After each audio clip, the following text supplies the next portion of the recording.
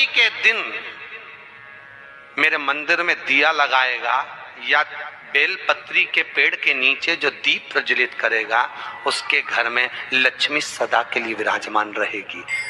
जीवन में अगर बहुत तकलीफ है, बहुत कष्ट है, आपको पहले भी कहा फिर कहते हैं, पंगत्री पड़ेगी।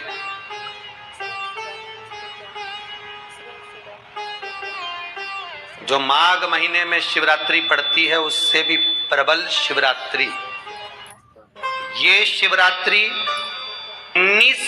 19 वर्ष के 2 बार गैप करने के बाद 183 वर्ष के बाद आएगा और 183 वर्ष के बाद फिर इसमें की शिवरात्रि प्राप्त होगी। और 183 वर्ष किसने देखे? कौन ने देखे? और निवेदन करूंगा, अगर जिंदगी में थोड़ी सी तकलीफ है, दुख है, कष्ट है, परेशानी है, तो उस शिवरात्रि को हाथ से मत जाने दो। कल शिवरात्रि को आपको पहले भी कहा कि क्या क्या वस्तु भगवान शंकर को हम रात्रि के समय पर चढ़ा दें, जिससे हमारा रोग समाप्त हो जाए, हमारी बीमारी समाप्त हो जाए, हमारे जीवन में सुख समृद्धि लक्ष्मी आ जाए। वो समर्पण का भाव। और शिवरात्रि आने में देरी है और आपके जीवन में बहुत कष्ट है, बहुत कष्ट। महाराज 5 कमलगट्टे, 5 बेलपत्र तांबे के लोटे में जल भरकर रख लीजिए। सीधे हाथ पर उस कलश को रखो जिसमें 5 कमलगट्टे और 5 बेलपत्र रखिए। श्री शिवाय नमस्तुभ्यम शिव महापुराण का मूल मंत्र है, जैसे भागवत का मूल मंत्र है ओम नमो भगवते वासुदेवाय। शिव महापुराण का मूल मंत्र है श्री शिवाय नमस्तुभ्यम।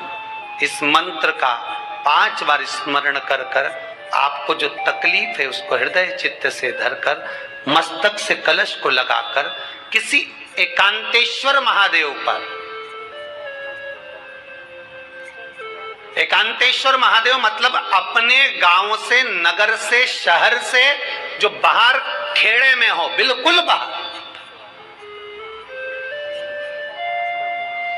जिस शिवलिंग पर कोई पूजन करने ना जाता हो, एकांत में बैठे हो, जंगल में बैठे हो, कहीं किसी वृक्ष के नीचे विराजमान हो, ऐसे एकांतेश्वर महादेव पर अपनी कामना कर कर वो जल समर्पित कर दो।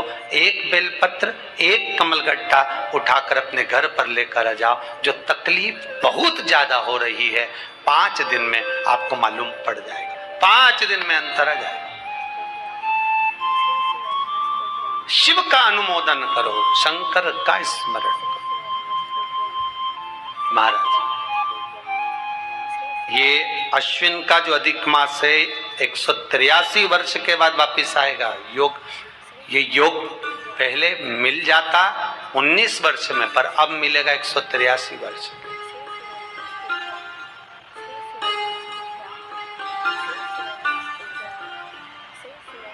एक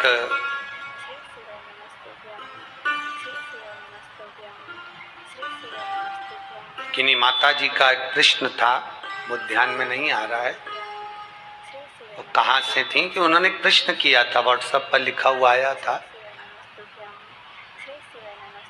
कि उनके घर में कोई बहुत ज्यादा बीमार पड़ा हुआ है और बहुत बुजुर्ग है, लगभग 90-95 साल की हैं और शरीर गल गया, शरीर में अब कीड़े पड़ रहे हैं। सिस्टर को बुलाते हैं, डॉक्टर को बुलाते हैं, तब उनको साफ करते हैं, शरीर इतना गल चुका है। उसके लिए क्या करना चाहिए? एक निवेदन करूंगा, एक भगोनी में गेहूं रख लीजिए, एक पात्र में गेहूं, जो बहुत बुजुर्ग हो चुकी हैं, कीड़े पड़ रहे हैं शरीर में, आपने एकादशी दे दी, गीता जी करवा दी, पाठ करवा दिया, गौदान करवा दिया, मोक्ष करवा दिया, सब कुछ करवा दिया, तो भी मुक्ति नहीं मिल रही है, तो पात्र में गेहूं रखकर उन माता जी की सीधे हाथ की 3 उंगलियां उस गेहूं में डालकर उनका नाम और गोत्र बोलकर वो गेहूं गाय को खिला दीजिए। पात्र किसी गरीबड़े को, भिक्षुक को दे दीजिए महाराज, 3 या 4 दिन में मोक्ष प्राप्त हो जाता है। इतनी अगर भोग रही हैं तो कर सकते। इतना कष्ट अगर भोग रही हैं कि शरीर गल चुका है, कीड़े पड़ रहे हैं शरीर के अंदर और सारी खाल टपक टपक कर गिर रही है, तो उनकी मुक्ति हो, उनका मोक्ष हो। आज माता जी कह रही थी कि हमने गीता जी सुना दी, पाठ कर दिया, सब कुछ कर दिया, गौदान करा दिया, सब करा दिया, पर मुक्ति नहीं। शिव का हो, शंकर हो, मेरे बाबा विश्वनाथ का स्मरण करो, मिलेगा। फिर निवेदन करूंगा, ब्रह्मा ब्रह्मलोक में रहते हैं, भगवान विष्णु बैकुंठ में रहते हैं। मृत्यु लोक का अगर कोई देव है तो वो महादेव है। पृथ्वी का अगर कोई देवता है तो वो देव अधिदेव महादेव है। पर हमारी आदत है, हम पड़ोस की काकी आती है तो उसको प्रणाम करते हैं, मासी सास आती है तो उसको नमन करते हैं, चाची सास आती है तो उसको नमन करते हैं, और घर में सास बैठी रहती है उसको कभी नमन नहीं करते। आदत है ना हमारी। दूसरों को तो हम प्रणाम कर लेंगे पर घर की सास को नमन नहीं कर पाते। उसी तरह हम भगवान विष्णु का स्मरण कर रहे हैं, ब्रह्मा का स्मरण कर रहे हैं, सारे 33 कोटि देवताओं का स्मरण कर रहे हैं, पर भूलोक का इस देव अधिदेव महादेव का हम कितना स्मरण कर रहे हैं। हम तो भगवान शंकर के मंदिर में भी जाते हैं तो छल करते हैं। गए मंदिर में, वहां का लोटा उठा लिया, पानी भर लिया, शंकर जी को चढ़ा दिया, लोटा दूसरे का, पानी दूसरे का, मंदिर भी दूसरे का, पानी चढ़ा दिया बस। और इतनी सात्विकवान सिर पे पल्लू मल्लू रेके ऐसे पानी चढ़ाए, शंकर भगवान भी सोचे काय को नौटंकी करे रे, काय को नाटक करे। पानी दूसरे का, लोटा दूसरे का, शंकर जी पे चढ़ा रही। अगर शंकर को जल चढ़ाना है तो घर से लेकर जा, लोटा भी घर से लेकर जा।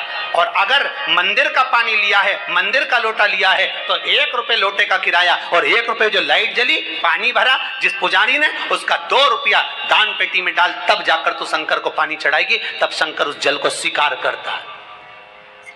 किसी की लगी लगाई थाली मिल जाए पूजन की और तुम सिर पे पल्लू लेके कुंकू चावल रोली बोली सब चढ़ा दो, और बेचारी वो बाद में आए तो देखे तो यहाँ सब साफ, तो क्या भगवान स्वीकार करेगा? भगवान ऐसा स्वीकार नहीं करे। फिर निवेदन है, बरसाती मेंढक मत बनो रे, अच्छे से सेवा करो, थोड़ी करो पर अच्छी करो, घर से पानी लेकर जाओ।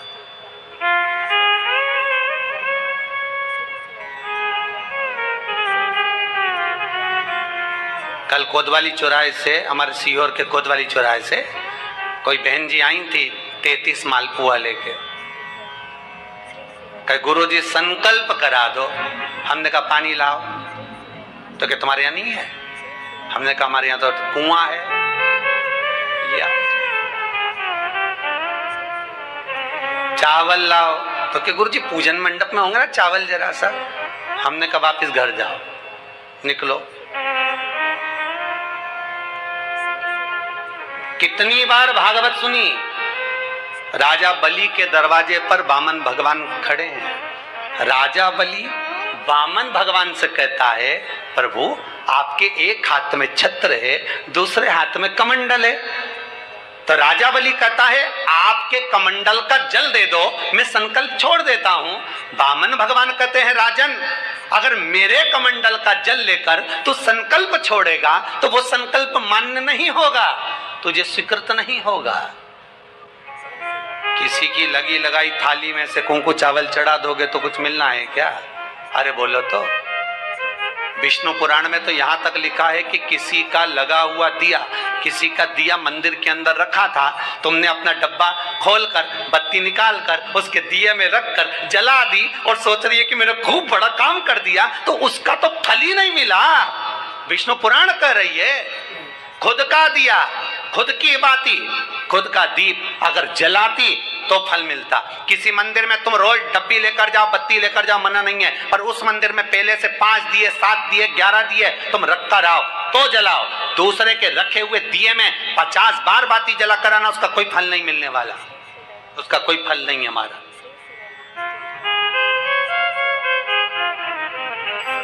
खुद का जल लेकर जाओगे, खुद का लोटा लेकर जाओगे तो फल। यहाँ तो स्वयं भागवत कह रही है, राजा बलि के सामने वामन भगवान कहते हैं, राजन तेरे कमंडल को लेकर आ, उससे संकल्प छोड़, अगर मेरे जल का संकल्प छोड़ेगा तो उसका कोई फल नहीं मिलने वाला। राजा बलि अंदर गया, जाकर भी उसने कर्म बेकार कर दिया। राजा बलि ने क्या, कमंडल लाना था खुद का, उठा लाया शुक्राचार्य जी का।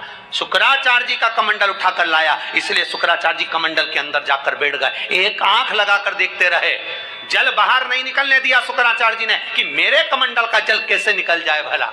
फिर भी राजा नहीं माना, तब एक कुसा खींचकर उसकी टोंटी में दी तो शुक्राचार्य जी की आंख फूट गई। शुक्राचार्य जी ने कहा, राजा बलि तू जान नहीं पाया, मेरे कमंडल का जल लेकर गया और मेरी आंख फूटी है, मैं तुझे श्राप देता हूं कि तू सत्ता से विहीन हो जाएगा। राजा बलि की पूरी सत्ता चली गई, पूरी सत्ता मात्र कमंडल के जल के कारण चलेगी। तो आप अगर दान करने जा रहे हो, आप कन्या दान करने जा रहे हो, आप गौ दान करने जा रहे हो, आप वस्त्र दान करने जा रहे हो, आप मालपुए का दान करने जा रहे हो, आप स्वर्ण दान करने जा रहे हो, तो जल चावल आपका होना चाहिए, संकल्प आपका होना चाहिए।